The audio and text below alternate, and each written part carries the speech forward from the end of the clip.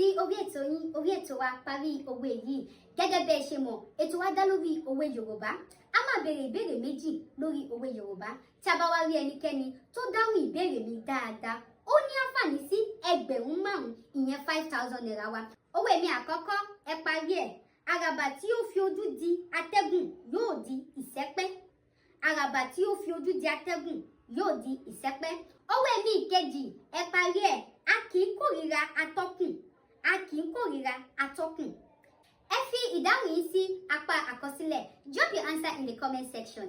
Ibẹ̀ ni mo máa ti mú ẹni tó yege tó sì ní àǹfààní sí ẹgbẹ̀rún 5,000 wa, ìyẹn 5,000 naira.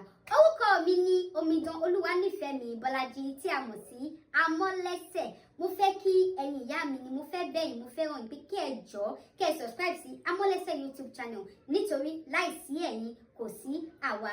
Ojú tẹ́ fi ń wò mí ò ní fọ́, bẹ́ẹ̀ ni etí tẹ́ fi ń gbọ́ mi ò ní di.